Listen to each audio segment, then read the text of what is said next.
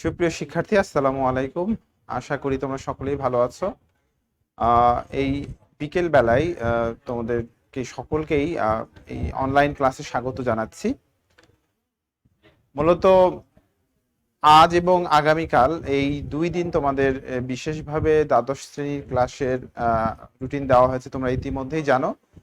এর জন্য একটা বিশেষ কারণ আছে, সেটিও তোমরা জানো। তোমাদের যেহেতু সরাসরি পরীক্ষা গ্রহণের সুযোগ বর্তমানে নেই, পরিস্থিতি সেই রকম নয়, এই জন্য তোমাদের মূল্যায়নের জন্য অ্যাসাইনমেন্ট ভিত্তিক মূল্যায়নের ব্যবস্থা করা হয়েছে। ইতিপূর্বে তোমরা একটা পরীক্ষা অনলাইনে দিয়েছো কলেজে, কিন্তু এইটি শুধু রাজশাহী কলেজ ভিত্তিক না, এটি সারা বাংলাদেশের ওভারঅল সকল কলেজেরই 2022 শিক্ষাবর্ষ 2022 সালের যে পরীক্ষার্থী এইচএসসি, তাদের জন্য অ্যাসাইনমেন্ট ভিত্তিক যে মূল্যায়ন, সেই মূল্যায়নের অংশ হিসাবে তোমাদের প্রথম পত্রের মূল্যায়নের জন্য ইতিমধ্যে একটা অ্যাসাইনমেন্ট দেওয়া হয়েছে, তোমরা সেটি জানো, যেটি তোমাদের প্রথম সপ্তাহের অ্যাসাইনমেন্ট।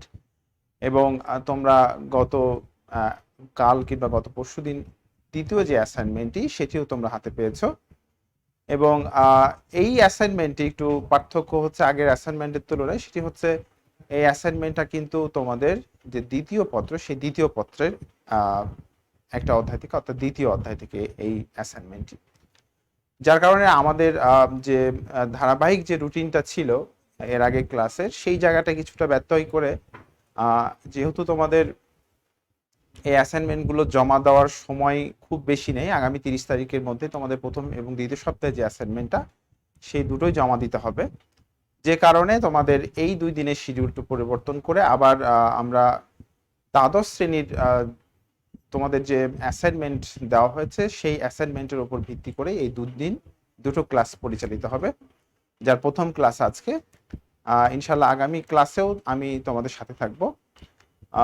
এই দুটি ক্লাসেই আমরা এই যে অ্যাসাইনমেন্টটি, সেই অ্যাসাইনমেন্টের বিষয় নিয়ে আলোচনা করব। অ্যাসাইনমেন্টে যে বিষয়গুলো চাওয়া হয়েছে, ওভারঅল এই চ্যাপ্টারটা বেশ বড়, এবং এই চ্যাপ্টারের আলোচনা পুরোপুরি শেষ করতে দুটো ক্লাসে সম্ভব নয়, যার কারণে পুরো চ্যাপ্টারটি আলোচনা না করে বরং অ্যাসাইনমেন্টের যে বিষয়বস্তুগুলো রয়েছে, যেগুলো তোমাদের লিখতে হবে, জমা দিতে হবে, যেহেতু তোমরা এখনো দ্বাদশ শ্রেণীর ক্লাস পাও নাই, যার কারণে এই হঠাৎ করেই অ্যাসাইনমেন্টের কারণে আমরা এইটুকু অংশ তোমাদের এই দ্বাদশ শ্রেণীর দ্বিতীয় পত্রের ক্লাস নিচ্ছি, এবং এই জায়গাটাই অ্যাসাইনমেন্টের যে বিষয়বস্তু শুধুমাত্র সেগুলো নিয়ে আলোচনা করব, এবং তোমাদের যাতে অ্যাসাইনমেন্টটি তোমরা ভালোভাবে উপস্থাপন করতে পারো, সেই জন্য আমরা যতটুকু পারি তোমাদের আমরা এই ক্লাসের মাধ্যমে তোমাদের বিভিন্ন তথ্য উপাত্ত এবং গাইডলাইন দিয়ে সাহায্য করবো ইনশাল্লাহ। তো আমরা মূলত, তোমরা এখনো আনুষ্ঠানিকভাবে আসলে একাদশ শ্রেণীতেই আছো, যেহেতু তোমাদের এখনো দ্বাদশ শ্রেণীতে ওইভাবে উন্নীতকরণ করা হয়নি কোনো মূল্যায়নের মাধ্যমে, কিন্তু আমাদের আজকের বিষয় কিন্তু অর্থনীতি দ্বিতীয় পত্র। এই দ্বিতীয় পত্রের আমরা যে বিষয়টি, অর্থাৎ যে অধ্যায়টি নিয়ে আলোচনা করব, সেটি হচ্ছে দ্বিতীয় অধ্যায়, বাংলাদেশের কৃষি। মূলত এই চ্যাপ্টার থেকেই তোমাদের দ্বিতীয় সপ্তাহের যে অ্যাসাইনমেন্টটি, সেটি দেওয়া হয়েছে। আমরা এই জায়গাটায় দুটি অ্যাসাইনমেন্টের মধ্যে যদি একটু পার্থক্য দেখতে চাই, আমরা প্রথম অ্যাসাইনমেন্টটি যেটি পেয়েছিলাম, সেটি একেবারে প্রথম পত্রের প্রথম অধ্যায় থেকেই, এবং সেখানে যে বিষয়টি দেওয়া হয়েছিল উৎপাদন সম্ভাবনা রেখাকে কেন্দ্র করে, সেটি পুরোটাই একটা থিওরিটিক্যাল বিষয়। আমরা এই যে অ্যাসাইনমেন্টের কথা বলছি, এই জায়গাটাই কিন্তু তোমরা দেখে থাকবে যে এখানে নম্বরের ভিত্তিতে আমরা অতি উত্তম উত্তম এইভাবে কিন্তু ভাগ করেছি। যেহেতু তোমাদের টপিক একটাই, তোমরা সকলেই কিন্তু একই বিষয়ের উপর লিখবে, সেখানে কিন্তু এই যে অ্যাসাইনমেন্টের মধ্যে সৃজনশীলতা বা বৈচিত্র্যতা নিয়ে আসাটা খুব ডিফিকাল্ট বিষয়। যেই কঠিন কাজটি কিন্তু তোমরা সহজে করতে পারবে এই দ্বিতীয় অ্যাসাইনমেন্টের ক্ষেত্রে। যেটি আমি বলছিলাম যে প্রথম অ্যাসাইনমেন্টটি পুরোপুরি একটি থিওরিটিক্যাল বিষয়, সেখানে চাইলেই তুমি কিন্তু যে কোনো তথ্য উপাত্ত কিন্তু তুমি সেখানে ওইভাবে অ্যাড করার তোমার সুযোগ নেই। কিন্তু এই দ্বিতীয় অ্যাসাইনমেন্টের ক্ষেত্রে তুমি কিন্তু চাইলে অনেক কিছু, অনেক তথ্য উপাত্ত কিন্তু সেখানে অ্যাড করতে পারবে, যেটি কিন্তু আরো অন্যান্য যে শিক্ষার্থী রয়েছে যাদের অ্যাসাইনমেন্ট যারা জমা দেবে তাদের থেকে কিন্তু ভিন্নতর হওয়ারও কিন্তু এখানে সুযোগ রয়েছে। ফলে যে যত বেশি ভালোভাবে অ্যাসাইনমেন্ট উপস্থাপন করতে পারবে, যেহেতু টপিক একটাই, এই জায়গাটায় পার্থক্যটা হয়ে যাবে আসলে উপস্থাপনার ক্ষেত্রে। সুতরাং উপস্থাপনার ভিন্নতা, সৃজনশীলতা, বৈচিত্র্যতা এবং তথ্য উপাত্তের যে গভীরতা, সেই বিষয়গুলো যত বেশি তোমরা এনরিচ করতে পারবে, যত বেশি অ্যাসাইনমেন্টে দেখাতে পারবে, তত বেশি সমৃদ্ধ হবে বলে মনে করি আমি অ্যাসাইনমেন্টটি। যেহেতু এই বিষয়টা তোমাদের একেবারে তত্ত্বগত বিষয় না, এটি আলোচনার বিষয়, দীর্ঘ বিষয়, এবং এখানে অনেক বিষয় সংযোজন করার এবং আলোচনা করার এবং সৃজনশীলতা দেখাবার কিন্তু সুযোগ রয়েছে। তো যাই হোক, আমরা এই যে দ্বিতীয় অধ্যায় বাংলাদেশের কৃষি, এই জায়গাটায় তোমাদের অ্যাসাইনমেন্টের যে বিষয়টি দেওয়া আছে সেই বিষয়টিকে আমরা একটু দেখতে চাই। দেখো, তোমরা ইতিমধ্যে বিষয়টি যে অ্যাসাইনমেন্টের যে উদ্দীপক সেটি তোমরা জেনেছো, বা অ্যাসাইনমেন্টটি তোমরা জেনেছো, এটিকে ঠিক উদ্দীপক বলা যায় না, অ্যাসাইনমেন্টটি তোমাদের এরকম যে রবির বাবার 2 বিঘা কৃষি জমি আছে, উক্ত জমির আলোকে একটি টেকসই পরিবেশ বান্ধব কৃষি ভিত্তিক প্রকল্পের রূপরেখা প্রস্তুত করো। এখন আমাদের সামনে খুব ছোট একটা বিষয় দেওয়া হয়েছে যে একজনের নাম বলা হয়েছে রবি, তার বাবার 2 বিঘা জমি আছে। এখন এই জমির আলোকে একটি টেকসই, এখানে কয়েকটা বিষয় এসেছে দেখো, যে টেকসই, পাশাপাশি বলা হচ্ছে পরিবেশ বান্ধব কৃষি ভিত্তিক প্রকল্পের রূপরেখা প্রস্তুত করতে বলা হয়েছে। তাহলে টেকসই হতে হবে, সেটি পরিবেশ বান্ধব হতে হবে, এবং এটি একটি কৃষি ভিত্তিক প্রকল্প হতে হবে। যেহেতু আমরা এই চ্যাপ্টারে কৃষি নিয়ে আলোচনা করব, এই জায়গাটাই আমরা এই একটা জমিকে কেন্দ্র করে কিভাবে বা কত ধরনের এই যে কৃষিভিত্তিক প্রকল্প গড়ে তোলা যায়, বা বাংলাদেশের কৃষির কি বিষয়গুলো রয়েছে, সেই বিষয়গুলো কিন্তু এখানে আমরা উপস্থাপন করব, এবং কিভাবে করব তারও কিন্তু ধারাবাহিকতা বলে দেওয়া আছে, যে আমরা এই অ্যাসাইনমেন্টে কোন কোন বিষয়গুলোকে এখানে সংযোজন করব এবং তার ধারাবাহিকতা কিভাবে থাকবে। তো আসো দেখা যাক যে এই আজকের এই যে অ্যাসাইনমেন্ট, তোমাদের দ্বিতীয় সপ্তাহে যে অ্যাসাইনমেন্টটি, সেই অ্যাসাইনমেন্টের ভিত্তিতে শিখনফল বা বিষয়বস্তুগুলো কি কি। এক হচ্ছে বাস্তব চিত্র, ঘটনা ও তথ্য উপাত্তের ভিত্তিতে বাংলাদেশের কৃষি খাতে শস্য উৎপাদন, মৎস্য চাষ, গবাদি পশু ও হাঁস মুরগি প্রতিপালন, চিংড়ি ও মাশরুম চাষ, বন ও নার্সারি স্থাপনের পরিবর্তনের ধারা ব্যাখ্যা করতে পারবে। তাহলে এই জায়গাটা আমাদের খুব ভালোভাবে বুঝতে হবে যে আমরা যেই অ্যাসাইনমেন্টের কথা বলছি, যে 2 বিঘা জমির আলোকে টেকসই এবং পরিবেশ বান্ধব কৃষিভিত্তিক প্রকল্প, এই প্রকল্পের মধ্যে কিন্তু আমরা এখানে যে বিষয়গুলো, খাতগুলো উল্লেখ করেছি, বিশেষ করে বাংলাদেশের কৃষি খাতে শস্য উৎপাদন, মৎস্য চাষ, গবাদি পশু ও হাঁস মুরগি প্রতিপালন, চিংড়ি ও মাশরুম চাষ, আমরা এখানে বন এই বিষয়টি বৃহৎ ধারণা, সেটি এখানে আমরা ওইভাবে পাই না, কিন্তু নার্সারি স্থাপনের যে বিষয়টি সেটিও কিন্তু এই জমির সঙ্গে সম্পৃক্ত। ফলে আমরা যে অ্যাসাইনমেন্টটি বলছি, এই অ্যাসাইনমেন্টটি আসলে ওইভাবে অ্যাসাইনমেন্ট আলোচনার বিষয় না, ওইটার উপর ভিত্তি করে আমাদের দেশে যে কৃষি, সেইটি কিভাবে বাস্তবায়ন করা যায়, বা সেটির যে পরিবর্তন বা সেটির যে বর্তমান অবস্থা, সেগুলোকে তুলে ধরার বা সেগুলো পরিবর্তনের ধারা কিন্তু তুলে ধরার এখানে একটা বিষয় রয়েছে, এবং সেটি আমাদেরকে সেটির বিষয়েই চাওয়া হয়েছে বা বলা হয়েছে। যেখানে আমরা উত্তর সংকেত বা নির্দেশনায় যেটি বলা হয়েছে এখানে, যে বাংলাদেশের কৃষি খাতের যে বিষয়গুলো রয়েছে সেগুলো পরিবর্তনের ধারায় সেখানে উল্লেখ করতে হবে। এখন এই ধারা উল্লেখ করতে গিয়ে, এই পরিবর্তনের ধারা উল্লেখ বা ব্যাখ্যা করতে গিয়ে আমরা কি বিষয়কে এখানে নিয়ে আসবো, বা কোন বিষয়গুলো সাহায্য নিব, এখানে সেটাও বলা আছে। দেখো, যে বাস্তব চিত্র, মানে আমরা যে কৃষি খাতের যে অংশগুলোর কথা বলছি, সেটি শস্য উৎপাদন, মৎস্য চাষ, গবাদি পশু, হাঁস মুরগি প্রতিপালন, চিংড়ি, মাশরুম চাষ, বন, নার্সারি, সবগুলো ক্ষেত্রেই বর্তমান কি অবস্থা বাংলাদেশের, বাস্তব চিত্রটা আমাদেরকে ফুটিয়ে তুলতে হবে। এখন বাস্তব চিত্র আমরা কিভাবে ফুটিয়ে তুলব?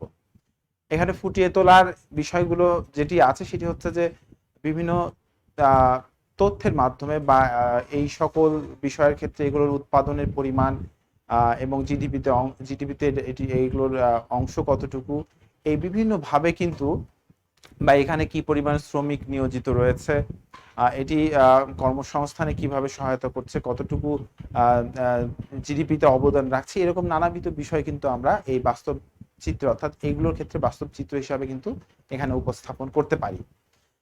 এর পাশাপাশি যে বিষয়টি বলা হয়েছে ঘটনা, এখন বর্তমান সময়ে বাংলাদেশের যে বেকারত্বের যে সমস্যা, সেই সমস্যা সমাধানের ক্ষেত্রে এই আত্মকর্মসংস্থানকে কিন্তু অত্যন্ত গুরুত্ব দেওয়া হচ্ছে এবং আমরা লক্ষ্য করছি যে অনেক তরুণ তরুণীরা তারা বিভিন্নভাবেই মানে তারা স্ব-উদ্যোগে, অনেক ক্ষেত্রেই স্ব-উদ্যোগেই তারা এই আত্মকর্মসংস্থানের যে সুযোগ বা ক্ষেত্র এটা প্রস্তুত করতে সক্ষম হচ্ছে এবং সেই জায়গাগুলোই আমরা এই যে যে ক্ষেত্রগুলোর কথা বলছি, কৃষি খাতের যে জায়গাগুলোর কথা বলছি, এই সকল জায়গাতেও কিন্তু এই ধরনের অসংখ্য ঘটনা রয়েছে যেখানে এই তরুণ তরুণীরা তারা ব্যাপকভাবে সফল হচ্ছে এবং এগুলোর মাধ্যমে অর্থাৎ এই যে শিক্ষিত সমাজ বা শিক্ষিত তরুণ তরুণী তারা যেভাবে কৃষির বিভিন্ন খাতের সঙ্গে সম্পৃক্ত হচ্ছে, এর মাধ্যমে কৃষি খাতের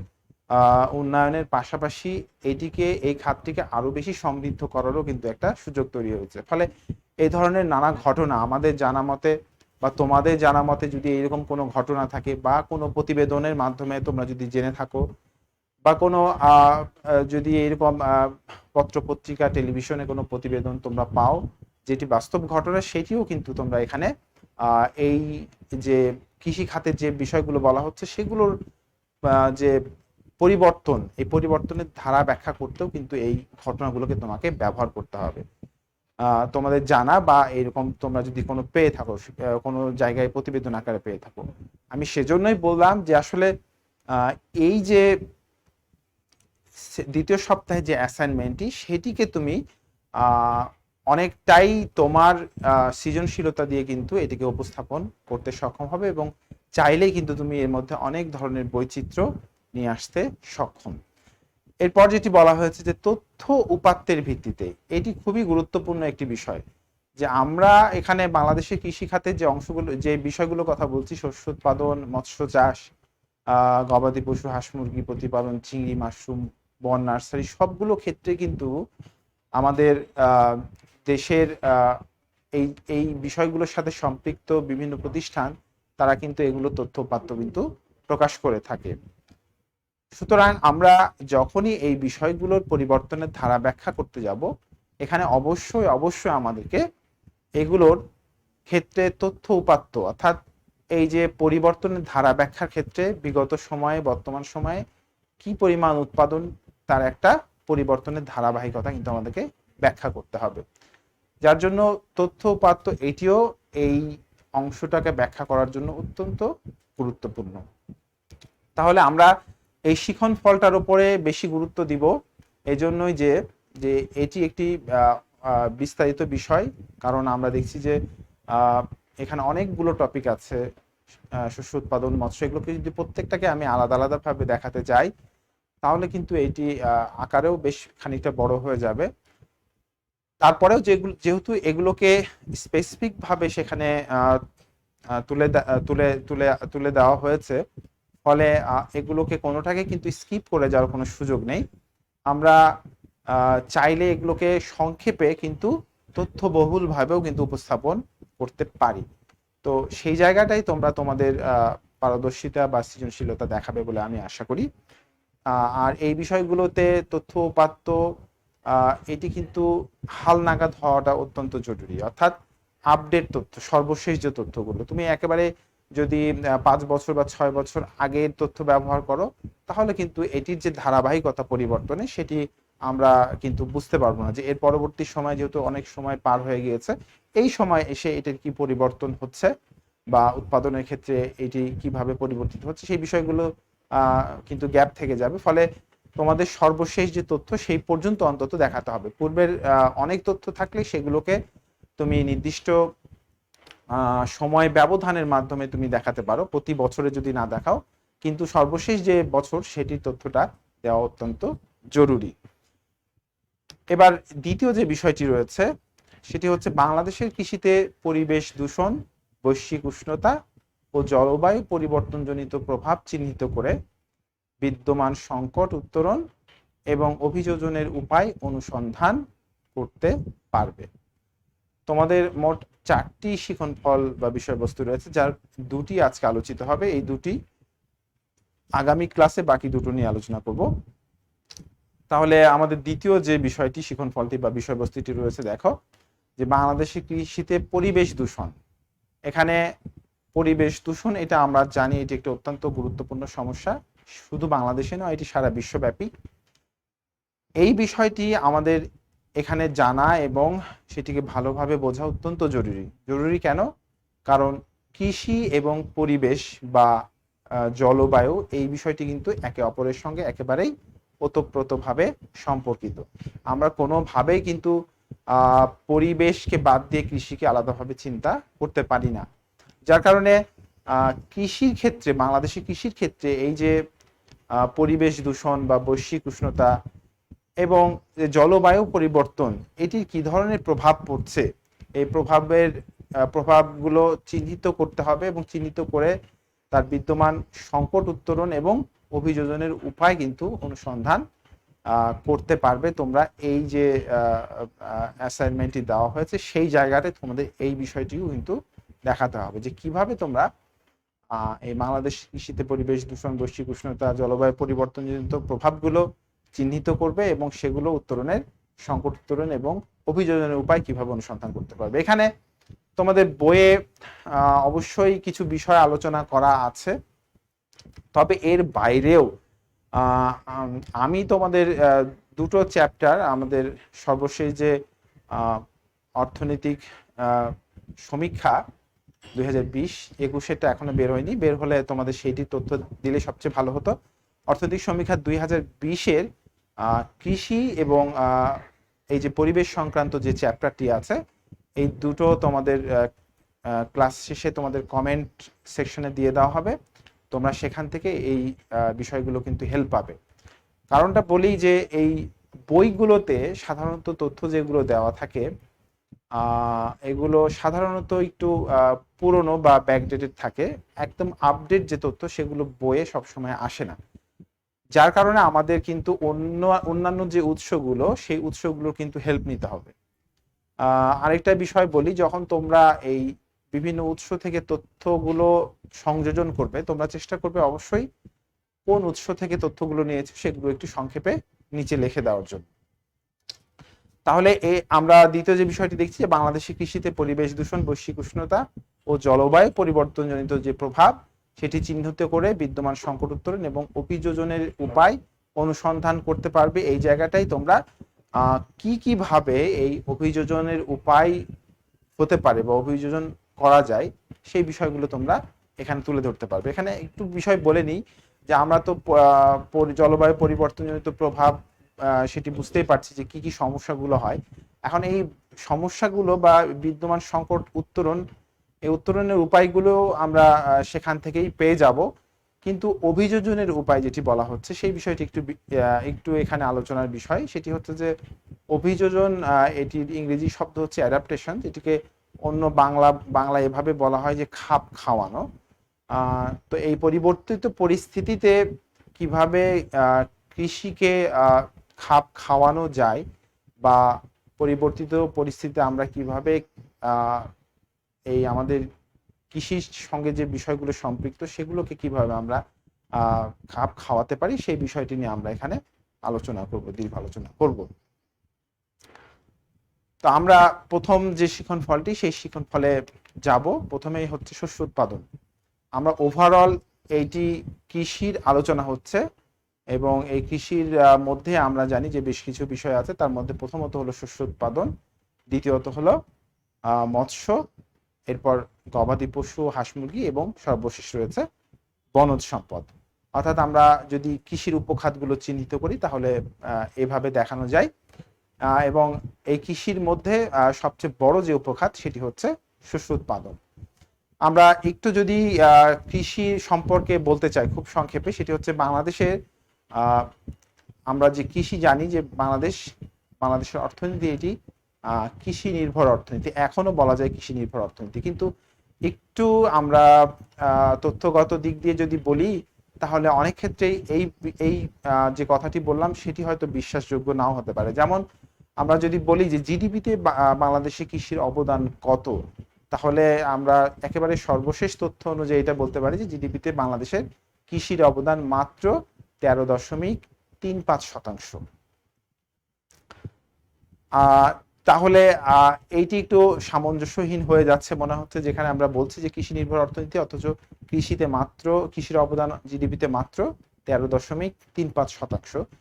কিন্তু কৃষির উৎপাদন সেটি কিন্তু বহু গুণে কিন্তু বেড়েছে, বা এটি পরিমাণে কিন্তু অনেক বেড়েছে। কিন্তু জিডিপিতে যে শতাংশ, সেই শতাংশের দিক দিয়ে এটি পরিমাণ কমেছে।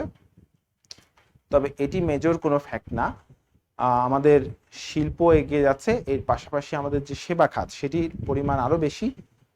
আমরা কৃষি এবং শিল্প এই দুটো মিলে প্রায় 50%, এবং বাকি 50% কিন্তু আসে জিডিপি সেবা খাত থেকে। তো আমাদের জিডিপি সম্পর্কে এখনো আলোচনা হয়নি, এটি প্রথম পত্রের 9ম অধ্যায় আছে।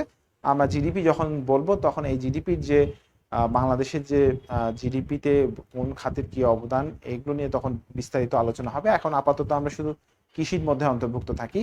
তাহলে কৃষি, আমরা বলতে পারি যে কৃষির অবদান জিডিপিতে 13.35%, এবং বাংলাদেশের যে শ্রম শক্তি অর্থাৎ 2016-17 শ্রম জরিপের তথ্য অনুযায়ী বাংলাদেশের শ্রম শক্তির 40.62% কিন্তু সরাসরি কৃষির সঙ্গে সম্পৃক্ত।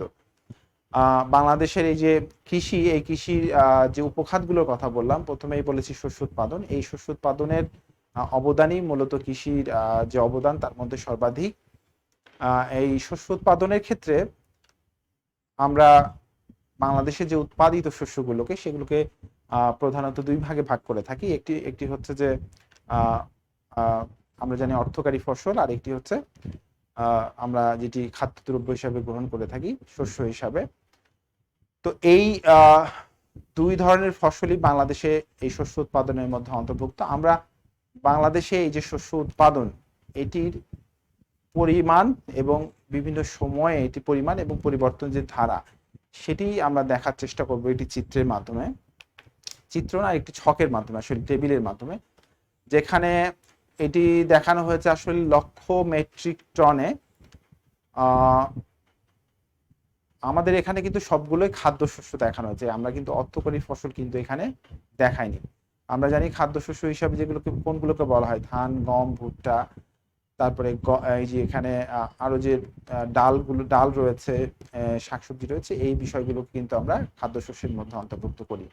তো এখানে মূলত যেটি দেওয়া হয়েছে খাদ্যশস্য হিসাবে ধান, এবং ধান বলতে আমরা চালের কথা বলছি এখানে, আর গম, ভুট্টা, এই মোট 3টি বিষয়ের কিন্তু তথ্য এখানে উপস্থাপন করা হয়েছে। এবং বর্তমানে এটি হচ্ছে সর্বশেষ হালনাগাদ তথ্য। 2020-এর অর্থনৈতিক পরিসংখ্যান, অর্থনীতি সমীক্ষা 2020 অনুযায়ী। আর এই তথ্যটি মূলত বাংলাদেশ পরিসংখ্যান ব্যুরো, কৃষি মন্ত্রণালয়ের থেকে দেওয়া। সর্বশেষ যে অংশটি সেটি লক্ষ্যমাত্রা ধরা হয়েছে, এটি অর্জনের এখনো পুরোপুরি তথ্যটি আসেনি, তবে আমরা এটাও কিন্তু ব্যবহার করতে পারি।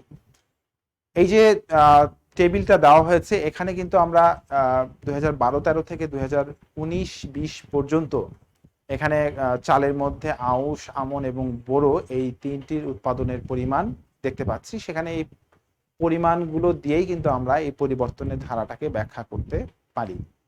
তবে আবারও বলছি যে যেহেতু তোমাদের অনেকগুলো বিষয়ের মধ্যে অন্তর্ভুক্ত আছে, সুতরাং সবগুলোকেই উপস্থাপন করতে হবে, এবং সেখানে সংক্ষেপে এবং সুন্দরভাবে সৃজনশীলতার সাথে, যত সুন্দর এবং সৃজনশীলতার সাথে তোমরা উপস্থাপন করতে পারবে তত বেশি তোমরা নম্বর পাবে, বা অন্যের থেকে ভিন্ন হলে তোমরা আরো কিন্তু বেশি ভালো নম্বর পাবে বলে আমি বিশ্বাস করি। এখানে গম এবং ভুট্টারও কিন্তু উৎপাদনের বিভিন্ন বছরের পরিমাণ দেওয়া আছে, সেখানেও আমরা কিন্তু এটির পরিবর্তনের যে ধারা সেটি কিন্তু আমরা লক্ষ্য করি। দেখো একটা বিষয় এখানে আমি বলি, শুধু গমের উৎপাদন 2012-13-তে যেই পরিমাণ ছিল, বরং 2019-20-এ এসে আরো কমে গিয়েছে। তাহলে আমরা অন্যান্য অর্থাৎ ধানের ক্ষেত্রে যেমন সবগুলোই দেখছি যে বাড়ছে, কিন্তু গমের পরিমাণ কিন্তু কোথাও কোথাও স্থিতিশীল, মাঝখানে বেড়েছিল, পরে কিন্তু আবার সেটি কমেছে। কিন্তু আমরা ভুট্টার যদি উৎপাদন দেখি তাহলে এটির উৎপাদন কিন্তু বেশ বেড়েছে। এর কারণ হিসেবে বলা যায় ভুট্টা কিন্তু বর্তমান সময়ে মুরগি, তারপরে আমরা যদি বলি মাছ এবং গবাদি পশু, এগুলোর খাবার উৎপাদনের ক্ষেত্রে কিন্তু একটি গুরুত্বপূর্ণ উপকরণ হিসেবে ব্যবহার হয়, যার কারণে মনে হয় এটির উৎপাদন অনেকটা বেড়েছে বাংলাদেশে। আর গম অনেক ক্ষেত্রে আমরা জানি যে আসলে বিদেশ থেকে আমদানি করেও আমাদের দেশে যে প্রয়োজনীয় গমের চাহিদা সেটি পূরণ করা হয়। এক্ষেত্রে আমাদের দেশে যে গমের উৎপাদন সেটি এই কয়েক বছরের মধ্যে আমরা দেখছি যে সেটি কিছুটা বাড়লেও আবার পরবর্তীতে বরঞ্চ কমে গিয়েছে। 2012-13 থেকে 2019-20-এ আরো কিছু সামান্য কমে গিয়েছে। এই শস্য উৎপাদনের বিষয়টি আমরা এই বিষয়গুলোর মধ্যে অন্তর্ভুক্ত রাখবো। অর্থকরী ফসল আমরা চাইলে খুব সংক্ষেপে দু একটা বিষয়, বিশেষ করে আমরা পাটের বিষয়টি এখানে নিয়ে আসতে পারি। পাটের বিষয়ে আমরা খুব সংক্ষেপে দু একটা তথ্য যদি চাই তাহলে দিতে পারি। যেহেতু এটা শস্য উৎপাদনের কথা বলা হয়েছে, সুতরাং আমার মনে হয় যে এখানে পাটের বিষয়টি নিয়ে আসা দরকার নেই, আমরা শুধুমাত্র খাদ্যশস্যের মধ্যেই অন্তর্ভুক্ত থাকবো। এরপরে আসা যায় গবাদি পশু ও হাঁস মুরগি। বর্তমান সময়ে কিন্তু অনেক শিক্ষিত তরুণরাই বা তরুণীরাও কিন্তু এগিয়ে আসছে এই গবাদি পশু এবং হাঁস মুরগির খামার তৈরির ক্ষেত্রে। ফলে আমরা কিন্তু এটিকে বর্তমান সময়ের যে কৃষি, সেই কৃষির একটা গুরুত্বপূর্ণ কি বলতে পারি, একটা জায়গায় বিপ্লব ঘটে গিয়েছে এটি বলতে পারি। কারণ বর্তমান সময়ে এই যে আধুনিক প্রযুক্তি বা আধুনিক পদ্ধতিতে এই গবাদি পশু এবং হাঁস মুরগি প্রতিপালনের ক্ষেত্রে অনেকেই কিন্তু এগিয়ে আসছে এবং অনেকে কিন্তু সফলও হচ্ছে। আমরা অনেক সফলতার গল্প জানি। এবং বাংলাদেশের যে আমিষের চাহিদা, সেই জায়গাটাই এই গবাদি পশু এবং হাঁস মুরগি এটি কিন্তু গুরুত্বপূর্ণ ভূমিকা পালন করে। সেজন্য আমাদের এই অংশটি কিন্তু অত্যন্ত গুরুত্বপূর্ণ একটা বিষয়। এই জায়গাটাই আমরা দেখি যে এটি লক্ষ্যে হিসাব দেওয়া হয়েছে, যেখানে প্রাণী বা পাখির মধ্যে গরু, মহিষ, ছাগল, ভেড়া এগুলোর পরিমাণ 2012-13 থেকে 2019-20 পর্যন্ত আলোচনা করা হয়েছে। এরপরে মোরগ মুরগি এবং হাঁস এগুলোর হিসাব কিন্তু এখানে দেওয়া আছে। আমি আর বিস্তারিত আলোচনায় না যাই, যেহেতু এগুলো আরো এর পাশাপাশি আরো অনেকগুলো বিষয় রয়েছে এবং শেষে আমাদের আরো একটা বিষয়বস্তু রয়েছে, আমরা সবগুলোই আমাদেরকে একটু আলোচনা করতে হবে। তবে বারবারই বলছি যে এগুলো সম্পর্কে খুব বিস্তারিত আলোচনার কিছু নেই, এবং টেবিল যেটা দেওয়া আছে সেটি নিয়েও খুব বেশি আলোচনা বা লেখার দরকার নেই, যেহেতু আমি উপস্থাপনই করছি টেবিলে। শুধুমাত্র পরিবর্তনটুকু কতটুকু হয়েছে এটি খুব সংক্ষেপে আমরা এই যে আমাদের যে সালগুলো দিচ্ছি তার মধ্যে একটা কম্পারেটিভ আমরা অ্যানালাইসিস করে দিতে পারি। এই গবাদি পশু এবং হাঁস মুরগির মধ্যে আমরা এই যে দুধ, মাংস এবং ডিমের উৎপাদনও কিন্তু আমরা এখানে দেখছি ছকে, এটিও তোমরা দিতে পারো। এরপরে আসা যাক মৎস্য চাষের ক্ষেত্রে। বাংলাদেশ কিন্তু বর্তমান সময়ে মৎস্য চাষে অনেকখানি এগিয়েছে। আমরা মৎস্য চাষ সম্পর্কিত কিছু তথ্য দেখলেই বিষয়টি বুঝতে পারবো।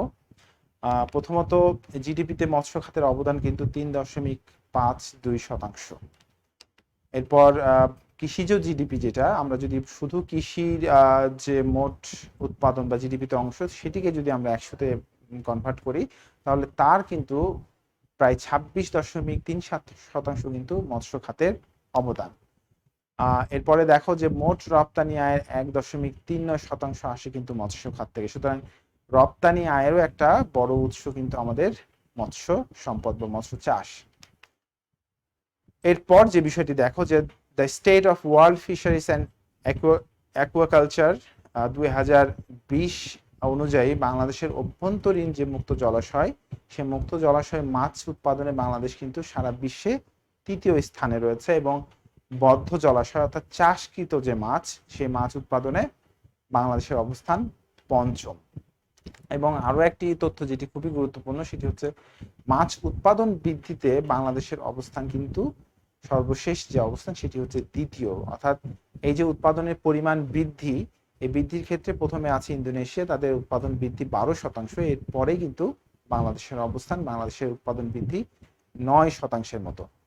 ফলে আমরা দেখতে পাচ্ছি যে আসলে বাংলাদেশে মাছ উৎপাদনের ক্ষেত্রে, বিশেষ করে চাষকৃত মাছের ক্ষেত্রে বাংলাদেশে কিন্তু একটা বিশাল একটা বড় একটা বিপ্লব কিন্তু ঘটে গিয়েছে। আমরা এখন অনেককেই কিন্তু দেখছি যে এই ধরনের মৎস্য খামার কিন্তু তারা গড়ে তুলছে।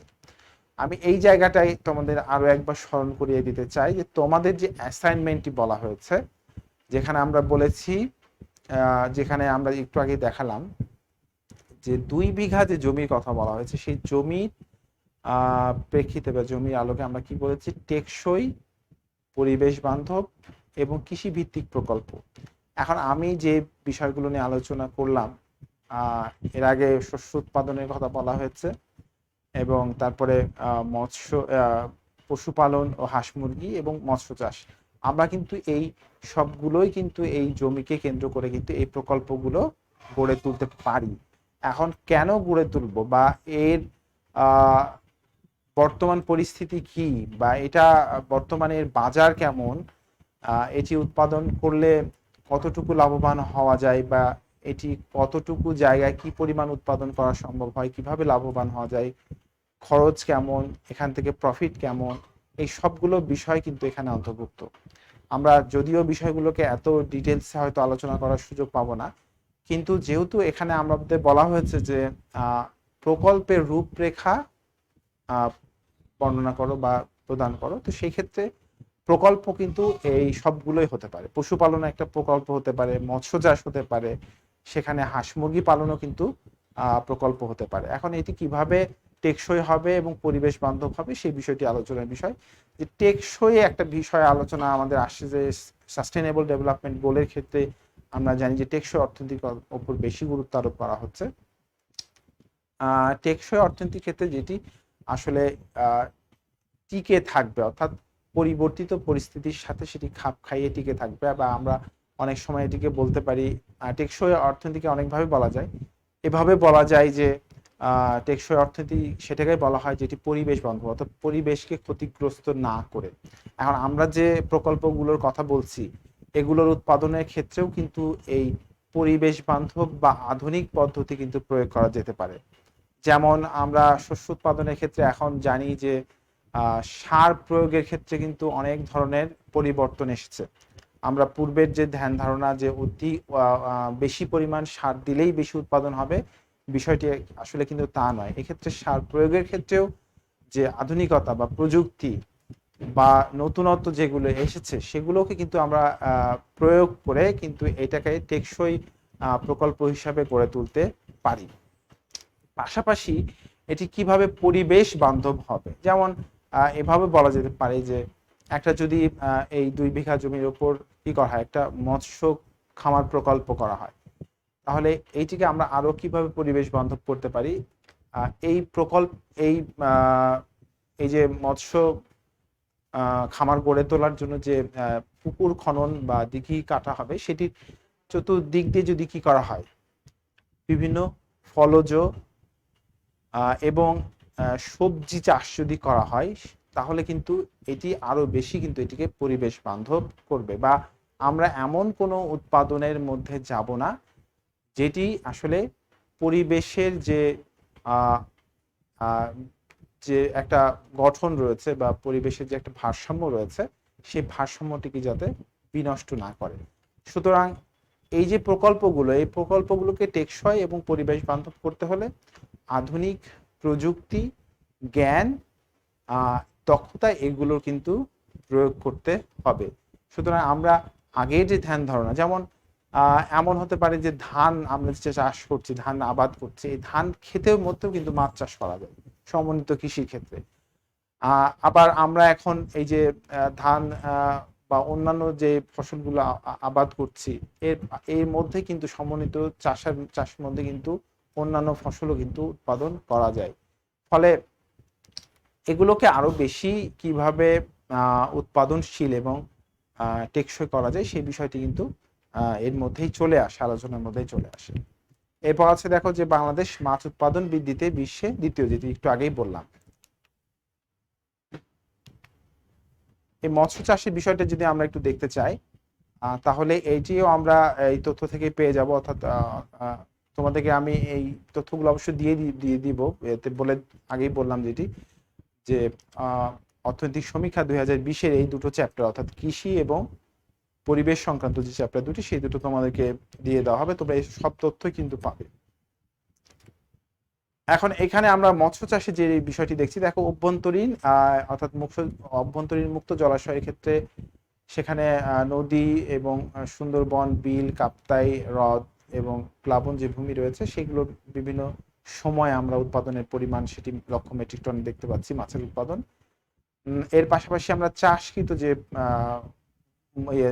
মাছ অর্থাৎ বদ্ধ জলাশয়ের ক্ষেত্রে আমরা সেটিও এখানে দেখতে পাচ্ছি যে পুকুর, তারপরে বাউর, এগুলোতে কি পরিমাণ উৎপাদন হচ্ছে তার পরিমাণ এখানে কিন্তু দেওয়া আছে। এর পাশাপাশি সামুদ্রিক যে বিষয়টি, সামুদ্রিক যে মাছের উৎপাদন সেটির পরিমাণও আমাদের এখানে আছে। ফলে আমরা মোট যে মাছের উৎপাদন আমাদের দেশে মৎস্য চাষের ক্ষেত্রে সেই বিষয়টি আমরা এখানে লক্ষ্য করছি। এটির মাধ্যমে তোমরা এই উৎপাদনের ক্ষেত্রে কোন জায়গাটায় কি ধরনের পরিবর্তন হচ্ছে সেই বিষয়টি কিন্তু সহজেই তোমরা ব্যাখ্যা করতে পারবে।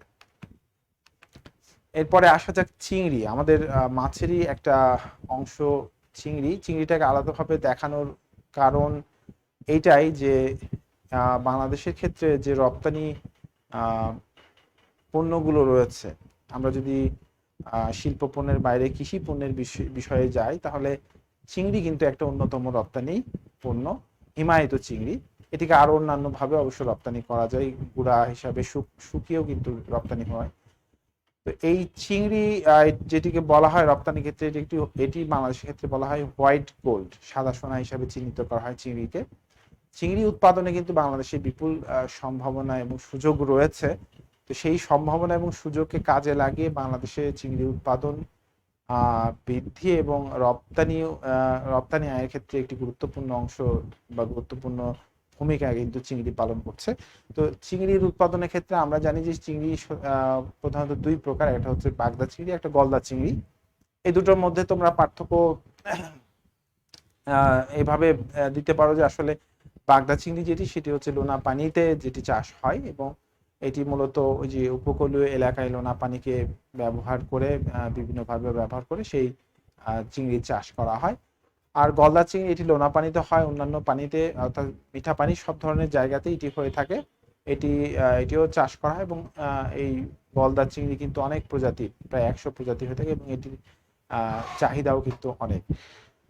এই চিংড়ি চাষের ক্ষেত্রে আমরা fisheries statistical yearbook of Bangladesh 2017-18 এর তথ্য অনুযায়ী চিংড়ির উৎপাদন আমরা এটি দেখতে পাচ্ছি যে ফার্ম সাইজ এটি হেক্টরে আয়তন দেওয়া আছে এবং চিংড়ি যে উৎপাদন সেটি মেট্রিক টন এটি দেওয়া আছে 2011-12 থেকে 2017-18 পর্যন্ত এই তথ্যটি আছে।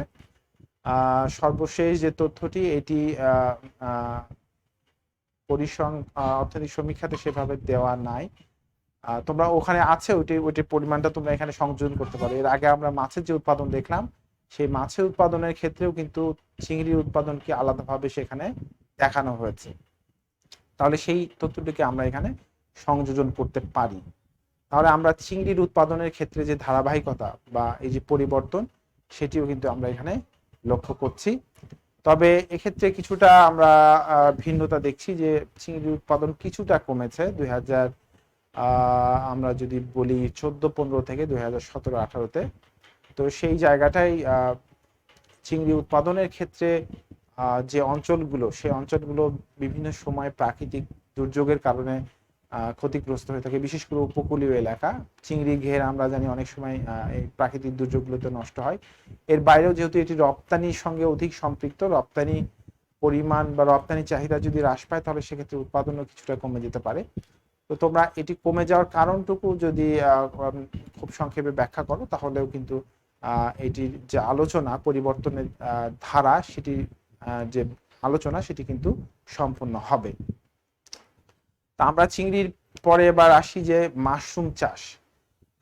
বাংলাদেশে আমরা যে কৃষির যে খাতগুলো জানি বা কৃষির সাথে আমরা যারা পরিচিত তারা কিন্তু এই মাশরুমের উৎপাদনের ক্ষেত্রে আমরা জানি যে এটি খুব স্বল্প জায়গায় স্বল্প পুঁজিতে এবং স্বল্প সময়ে উৎপাদনযোগ্য এবং লাভজনক একটি প্রকল্প হতে পারে মাশরুম চাষের বিষয়টি। তো এই যে মাশরুম চাষ এটির সম্ভাবনা কিন্তু বাংলাদেশে ব্যাপক সম্ভাবনা, কারণ মাশরুমের যে ব্যবহার আমরা বিভিন্ন ভাবে এটি লক্ষ্য করে থাকি। এটি সরাসরি খাদ্য দ্রব্য হিসাবে যেমন গ্রহণ করা যায়, আবার এটিকে বিভিন্ন ঔষধি কাজেও কিন্তু ব্যবহার করা যায়। তো সেক্ষেত্রে মাশরুমের চাষে যে সম্ভাবনা সেই সম্ভাবনাকে কাজে লাগিয়ে এই প্রকল্পে আরো অনেক বেশি শিক্ষিত বা অশিক্ষিত অর্ধশিক্ষিত বেকার যে তরুণ তরুণী রয়েছে তাদেরকে কিন্তু সম্পৃক্ত করা যায়, কারণ এটি খুব স্বল্প জায়গায় এবং স্বল্প পুঁজিতেই কিন্তু এই মাশরুম চাষটি সম্ভব। দেশে বর্তমানে প্রায় 40,000 মেট্রিক টন মাশরুম প্রতি বছর উৎপাদন হচ্ছে, যার আর্থিক মূল্য প্রায় 800 কোটি টাকা। সুতরাং আমরা বুঝতেই পারছি যে এটি বর্তমানে বাংলাদেশে এটিরও একটা বড় ধরনের বিপ্লব ঘটেছে মাশরুম উৎপাদনের ক্ষেত্রে। ফলে মাশরুম উৎপাদন প্রকল্প বা মাশরুম চাষ এটিও কিন্তু একটা ভালো ধরনের বা খুব মানে স্বল্প পুঁজিতে স্বল্প জায়গায় একটি প্রকল্প কিন্তু হতে পারে। এবং এই ক্ষেত্রে আমরা মাশরুম চাষ যে পদ্ধতি রয়েছে, যে প্রশিক্ষণ ইনস্টিটিউটগুলো রয়েছে সেগুলো থেকে প্রশিক্ষণ নিলেই খুব সহজেই সেটি উৎপাদন করা সম্ভব, কারণ এর বাজার কিন্তু রয়েছে, বেশ ভালো বাজার রয়েছে এবং এটির মূল্য বেশ ভালো পাওয়া যায়। ফলে মাশরুম চাষ এটিও একটি গুরুত্বপূর্ণ প্রকল্প হতে পারে। মূলত আমাদের যে প্রথম যে বিষয়বস্তু শিখন ফল ছিল, সেই শিখন ফলের যে বিষয়গুলো ছিল আমরা যেটি দেখেছিলাম সেই বিষয়গুলো নিয়ে আলোচনা মূলত এখানেই শেষ। এর বাইরেও আরো একটা বিষয় রয়েছে, সেটি একটু বলে নিই। সেটি হচ্ছে যে বন এবং নার্সারি, যেটি সর্বশেষ বিষয় ছিল। মূলত বাংলাদেশে যে বন, আমরা জানি যে বন বলতে আসলে কি বোঝানো হয়, যেখানে ক্ষুদ্র মাঝারি বৃহৎ বিভিন্ন ধরনের বৃক্ষ এবং লতা পাতা গুল্ম এর যে একটা আচ্ছাদন বিশাল এলাকা নিয়ে, এবং এই এলাকায় বিভিন্ন ধরনের কীট পতঙ্গ সহ পশু পাখি বসবাস করে, সেটিকে আমরা বন বলে থাকি। বাংলাদেশ আমরা জানি যে আসলে যে কোনো দেশেরই এই যে বনভূমির পরিমাণ এটি দেশের মোট আয়তনের 25% হওয়ার জরুরি, যদিও বাংলাদেশে তার চাইতে অনেক কম রয়েছে। বর্তমানে বাংলাদেশে যে এর যে শতাংশ বনভূমির যে পরিমাণ সেটি শতাংশ হচ্ছে 14%, যেটিকে 2035 সালের মধ্যে 20% উন্নীত করার জন্য বিভিন্ন ধরনের প্রকল্প কিন্তু গ্রহণ করা হয়েছে। বাংলাদেশের বনভূমির যদি পরিমাণ আমরা বলি তাহলে এটি 2.32 লক্ষ হেক্টর আমরা বলি, এবং এই যে 2.32 লক্ষ হেক্টর এর মধ্যে 1.62% হচ্ছে বন বিভাগের অধীনে, বাকিটুকু কিন্তু জেলা প্রশাসকের অধীনে রয়েছে। এই যে বনজ বা বন, এটিও কিন্তু বাংলাদেশের অর্থনীতির ক্ষেত্রে একটি গুরুত্বপূর্ণ বিষয়। বিশেষ করে কৃষি যে উপখাতগুলো রয়েছে তার একটি গুরুত্বপূর্ণ উপখাত কিন্তু বনজ সম্পদ। এই বন এবং এই বনের যে সংশ্লিষ্ট যে বিষয়গুলো রয়েছে সেগুলোর উপরেও কিন্তু সেগুলোর সঙ্গেও কিন্তু মানুষের কর্মসংস্থানের একটা সুযোগ রয়েছে। আমরা জানি যে বন থেকে কাঠ সংগ্রহ এবং মধু সংগ্রহ সহ আরো অন্যান্য বিষয় রয়েছে, যেগুলো অনেক ক্ষেত্রে কর্মসংস্থানের সুযোগ এবং সামাজিক বনায়নের যে বিষয়টি রয়েছে সেটিও কিন্তু মানুষকে এই কর্মসংস্থানের সুযোগ তৈরি করে দিচ্ছে। পাশাপাশি বন বা এই বৃক্ষ লাগানো এবং সেটির মাধ্যমে বন তৈরি এবং সেটি রক্ষণাবেক্ষণের কাজেও কিন্তু মানুষকে সম্পৃক্ত করা সম্ভব হচ্ছে। ফলে বাংলাদেশে যে বনায়ন এবং বনায়ন কর্মসূচি এবং বনজ সম্পদ এটিরও কিন্তু গুরুত্বপূর্ণ একটি ভূমিকা রয়েছে। এবং বাংলাদেশে আমরা যে 13.35% কৃষির অবদানের কথা বললাম জিডিপিতে, সেখানে বন এবং বন সংশ্লিষ্ট যে সার্ভিসগুলো রয়েছে সেগুলোর অবদান কিন্তু 1.33%। এবং এর পাশাপাশি যে নার্সারি কথাটা বলা হচ্ছে, এটাও কিন্তু একটা প্রকল্প হতে পারে, যে জমির কথা বলা হয়েছে 2 বিঘা জমি, কারণ নার্সারি এটিও এই বর্তমান সময়ে কিন্তু একটা গুরুত্বপূর্ণ সেক্টর এই কৃষির ক্ষেত্রে। কারণটা কি? কারণটা হচ্ছে যে বর্তমান সময়ে বিভিন্ন ধরনের ফুল এবং ফলের যে গাছ, এগুলোর উৎপাদন এবং এগুলো বিক্রি করার জন্য নার্সারি এটি একটি গুরুত্বপূর্ণ একটি প্রকল্প হতে পারে। এবং সেই জায়গাটায় এই নার্সারি তৈরির ক্ষেত্রে সরকারও বিভিন্ন ধরনের কাজ করে যাচ্ছে। বাংলাদেশে মোট 9টি কিন্তু উদ্যান রয়েছে, সরকারি উদ্যান রয়েছে। এর পাশাপাশি আরও 14টি এই নার্সারি কিন্তু সরকারি পর্যায়ে যেগুলো করা হয়, সেগুলোতে কিন্তু বিভিন্ন ধরনের চারা, কলম, গুটি কলম এগুলো করে কিন্তু এই বিভিন্ন ধরনের ফুল এবং ফলের গাছ সেখানে কিন্তু সেগুলোতে কিন্তু বিক্রি এবং প্রদর্শন করা হচ্ছে। আমরা বর্তমান সময়ে একটা বিষয় লক্ষ্য করছি, যেটি বাংলাদেশের কৃষিতে নতুন এক ধরনের কৃষিতে প্রবর্তন ঘটেছে, সেটি হচ্ছে ছাদ কৃষি। আমরা অনেকেই লক্ষ্য করছি সেই জায়গাটা আমরা ছাদেই কিন্তু অনেক ক্ষেত্রে দেখছি যে বিভিন্ন ধরনের ফুল এবং ফলের উৎপাদন কিন্তু অনেকেই করছেন। তো সেই জায়গাটাই নার্সারিগুলোর একটা কিন্তু বড় ভূমিকা আছে। বিশেষ করে শহরাঞ্চলে বিভিন্ন এই যে মানুষের ইচ্ছা ছাদ কৃষি করার, সেই ইচ্ছাকে বাস্তবায়ন করতে এই যে নার্সারিগুলো কিন্তু বিভিন্নভাবে হেল্প করছে, বা তারাও একটা এই কৃষি উৎপাদন বৃদ্ধিতে বড় ধরনের কাজ করছে। তো এই নার্সারি এটিও একটি কিন্তু গুরুত্বপূর্ণ প্রকল্প হতে পারে, সেটিও আমাদের আলোচনার মধ্যে রয়েছে। এরপরে আসা যাক যে বাংলাদেশের কৃষিতে পরিবেশ দূষণ, বৈশ্বিক উষ্ণতা ও জলবায়ু পরিবর্তনজনিত প্রভাব। আগেই বলেছি যে বাংলাদেশ শুধু নয়, আসলে কৃষি বিষয়টি কিন্তু পরিবেশ এবং জলবায়ুর সঙ্গে সম্পৃক্ত। আমরা বর্তমান সময়ে পরিবেশে কিন্তু অনেক ধরনের পরিবর্তন লক্ষ্য করছি। এর পাশাপাশি ঋতুভিত্তিক যে পরিবর্তন, অর্থাৎ যেই ঋতুর যে ধরনের বৈশিষ্ট্য হওয়া দরকার, ঠিক সেই সময় সেই ধরনের বৈশিষ্ট্য কিন্তু লক্ষ্য করা যাচ্ছে না। ফলে কৃষি ক্ষেত্রে যে উৎপাদন যে বিষয়গুলো রয়েছে, যে বিভিন্ন ধরনের ফসল উৎপাদন, সেই বিষয়গুলোকে সেই উৎপাদনের ক্ষেত্রে কিন্তু বিভিন্ন রকমের পরিবর্তন বা সমস্যা লক্ষ্য করা যাচ্ছে। এই যে বৈশ্বিক উষ্ণতা, জলবায়ু পরিবর্তন, আমরা এই বিষয়টি অনেক বড় একটা বিষয় আলোচনা। শুধুমাত্র সংক্ষেপে একটু বলে নিই যে আসলে বৈশ্বিক উষ্ণতা কি। এই সারা বিশ্বব্যাপী যে তাপমাত্রা বৃদ্ধি, এই তাপমাত্রা বৃদ্ধির প্রধান কারণই হচ্ছে আসলে দূষণ। সেটি আমরা বিভিন্নভাবেই উৎপাদন এবং উৎপাদন সংশ্লিষ্ট যে বিষয়, সেগুলোর মাধ্যম দিয়ে আমরা কি করছি, পরিবেশকে বেশি মাত্রায় দূষিত করছি। ফলে বিভিন্ন ধরনের যে গ্যাসীয় পদার্থ, এগুলো বায়ুমণ্ডলে গিয়ে জমা হচ্ছে, এবং সূর্যের যে তাপ, যেটি পৃথিবী গ্রহণ করে, এটি আবার যখন বিকিরণ করে দেওয়ার বিষয় আছে, তখন এই বায়ুমণ্ডলের স্তর এটি কি হচ্ছে, বিভিন্ন গ্যাস দ্বারা পরিপূর্ণ হয়ে যাওয়ার কারণে এটি পুরু হয়ে যাচ্ছে। ফলে এই তাপমাত্রাটা পুরোপুরি কি বিকিরিত হতে পারছে না। পৃথিবীতে কিন্তু কিছুটা তাপ থেকে যাচ্ছে। এই যে কিছুটা তাপ থেকে যাওয়া, এই দীর্ঘদিন যাবৎ এভাবে কিন্তু তাপ থাকতে থাকতে পৃথিবীর যে বায়ুমণ্ডলের ভেতরের অংশ, সেখানে কিন্তু তাপমাত্রা বেড়ে যাচ্ছে। এই বিষয়টিকে আমরা গ্রিন হাউস ইফেক্ট হিসাবে কিন্তু বলে থাকি। তো এই যে তাপমাত্রা বৃদ্ধি, এই তাপমাত্রা বৃদ্ধির ফলে পৃথিবীব্যাপী কিন্তু জলবায়ুর একটা ব্যাপক পরিবর্তন ঘটেছে। বিশেষ করে মেরু অঞ্চলের যে বরফ স্তর, সেগুলো গলে যাচ্ছে, এবং এই পানির স্তর, যেটি আমরা বলছি সমুদ্রের যে পানির স্তর, সেটি উচ্চতা বাড়ছে।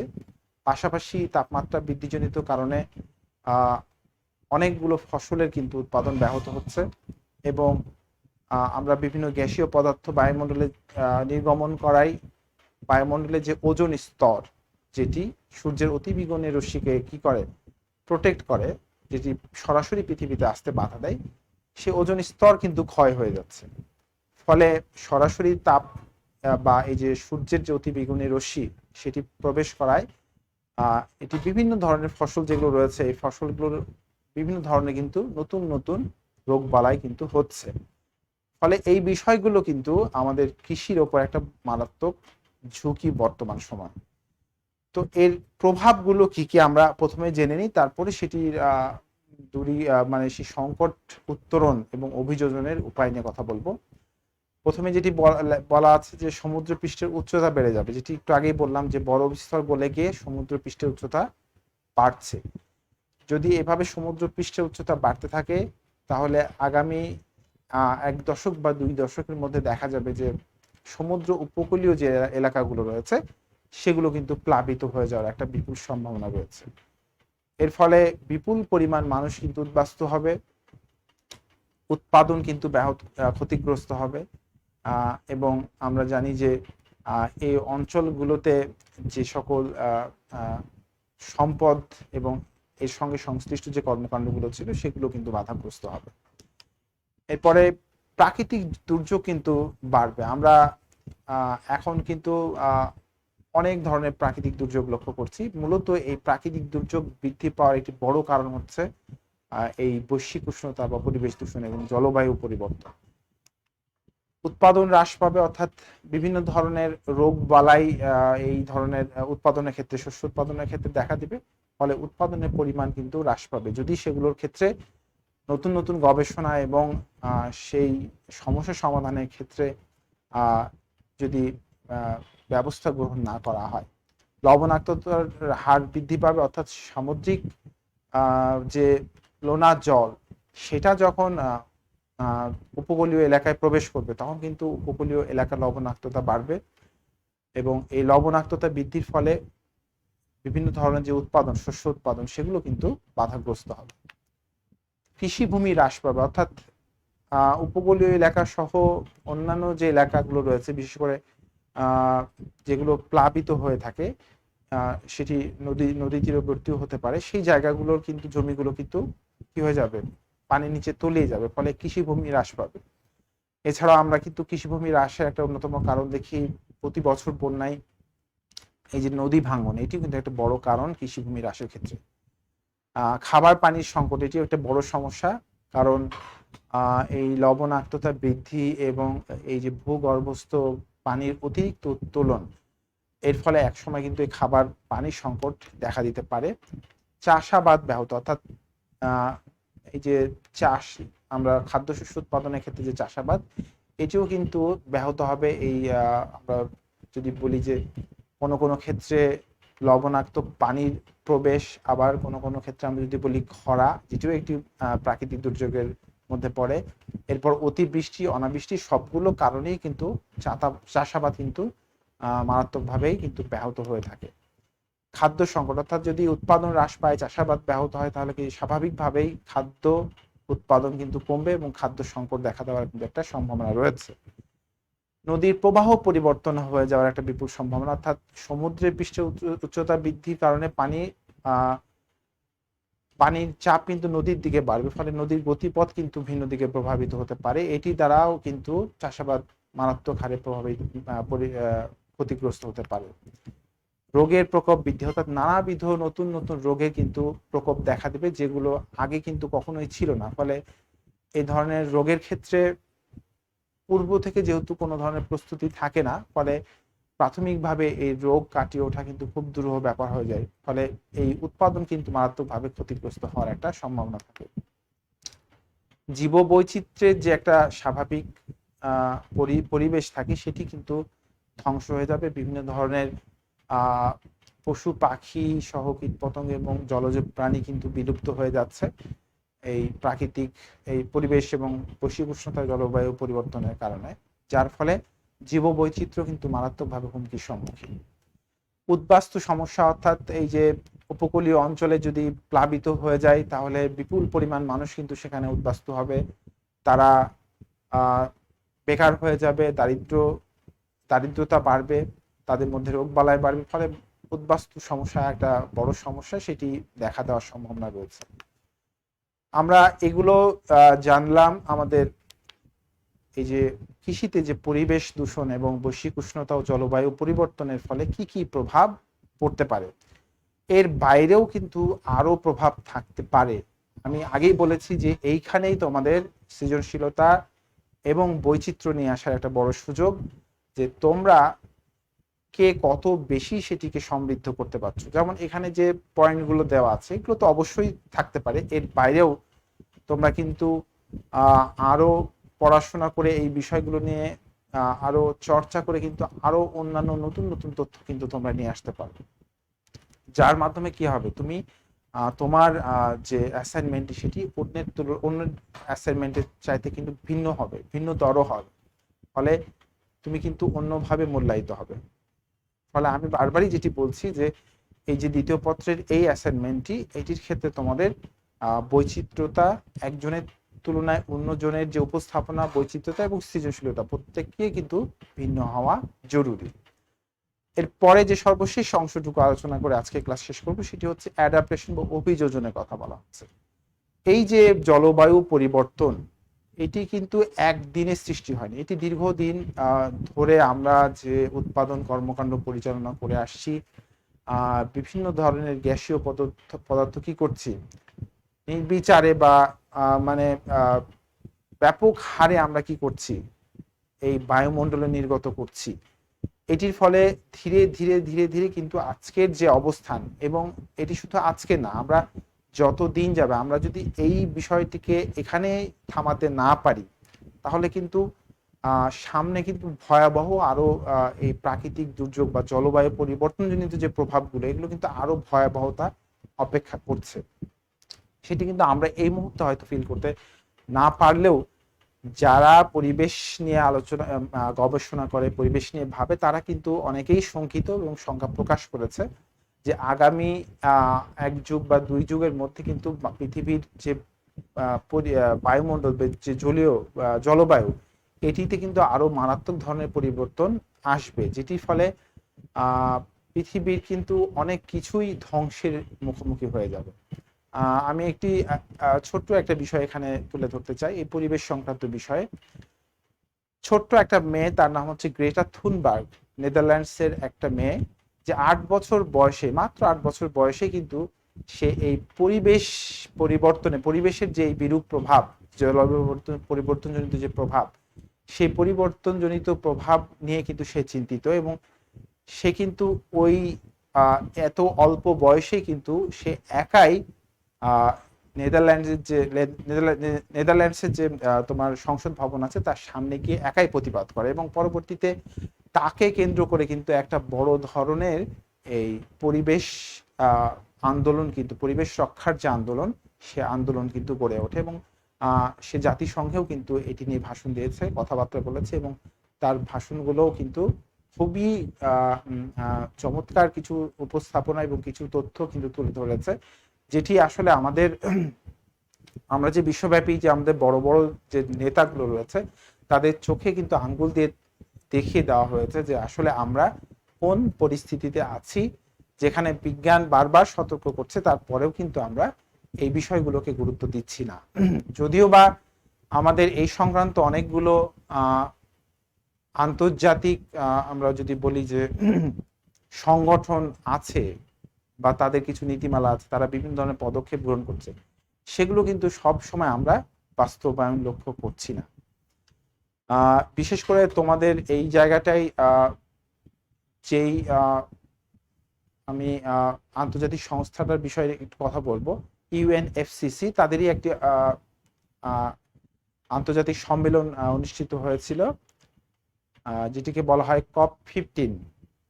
এটি 2009 সালে কোপেনহেগেনে হয়, এবং এটি বর্তমানে 2019 সালে 2 ডিসেম্বর থেকে 13 ডিসেম্বর পর্যন্ত এটি সর্বশেষ যে সম্মেলন সেটি অনুষ্ঠিত হয় স্পেনের মাদ্রিদে।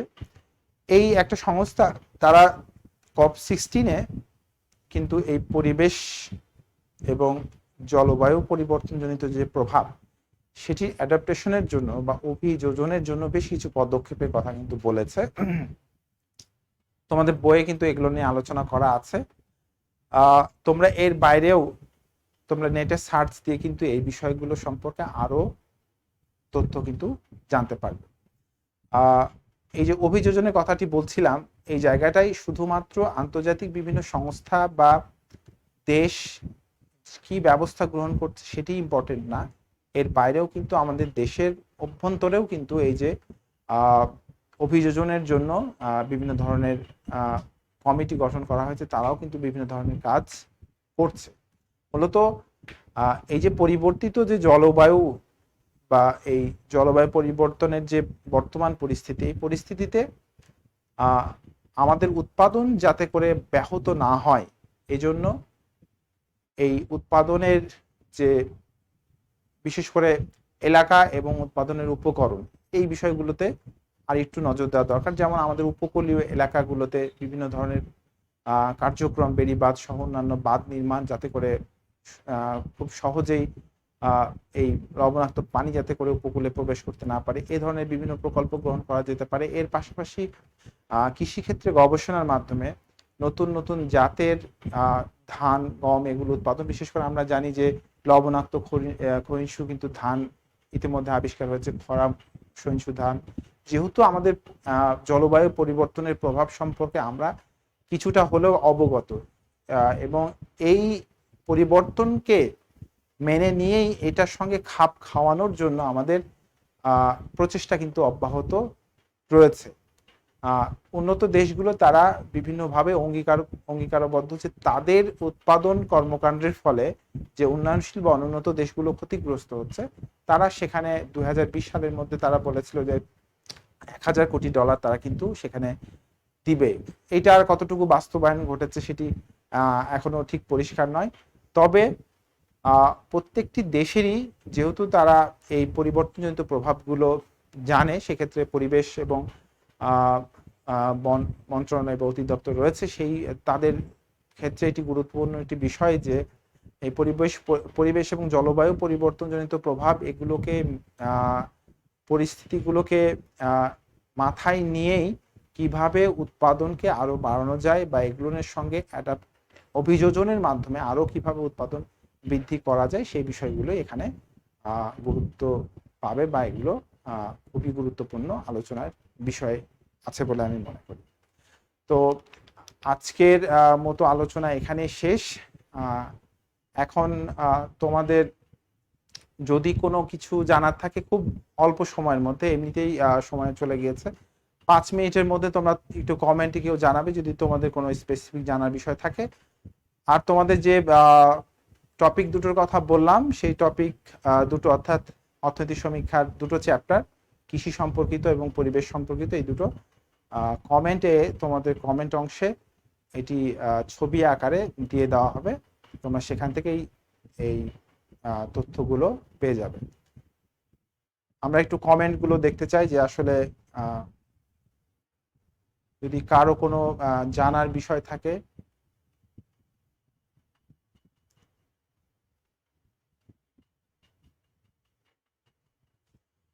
স্যার, আমার কাছে 18 সালের একটা বই আছে মোস্তাফিজুর রহমানের লেখা, এটা ইউজ করা যাবে কিনা প্রশ্ন করেছো।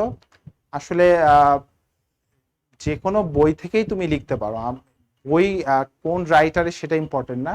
আমি যেটা বলেছি যে তথ্য থাকতে হবে। তোমাদের ওখানে বলাই আছে যে বাস্তব চিত্র, ঘটনা এবং তথ্য উপাত্তের আলোকে। সুতরাং তথ্য, উপাত্ত, এগুলো তোমাকে অবশ্যই দেখাতে হবে, সেটি তুমি যে বই থেকেই লিখো না কেন বা যেখানকারই সাহায্য নাও না কেন, সেই জায়গাটা আমি বারবার গুরুত্ব দিচ্ছি। অর্থনীতি দ্বিতীয় পত্রের বই কোন লেখকের কিনবো? স্যার, এখন আসলে এগুলোর উত্তর এখানে দেওয়ার সুযোগ নেই, তোমাদের সময় হাতে খুব বেশিও নেই। যদিও তোমাদের হঠাৎ করেই আসলে এইভাবে তোমাদের হঠাৎ করে দ্বিতীয় পত্র থেকে অ্যাসাইনমেন্ট দেওয়া হয়েছে, এটার জন্য হয়তো তোমরা ওইভাবে প্রস্তুত ছিলে না। তারপরেও আমি চেষ্টা করেছি তোমাদের কিছু তথ্য দিয়ে হেল্প করতে। তোমাদের পেয়ে যাবে তোমরা রাজশাহী কলেজে, তোমাদের কমেন্ট সেকশনে দেওয়া আছে। এরপরে আর কোনো কমেন্ট আছে কিনা, না থাকলে আমরা এখানে শেষ করব। যদি তোমাদের আর কিছু জানার থাকে লিখতে পারো, না হলে শেষ করব। আশা করি তোমাদের আর তেমন কিছু জানার নেই। তোমরা ভালোভাবে এই বিষয়গুলো বুঝে সেগুলো সুন্দরভাবে এবং সৃজনশীলতা এবং মননশীলতা দিয়ে তোমরা সেগুলো ভিন্নভাবে বৈচিত্র্যতা নিয়ে তোমরা সেগুলো উপস্থাপন করবে, এ আশা ব্যক্ত করে আমি আজকের মতো শেষ করছি। সকলকে ধন্যবাদ।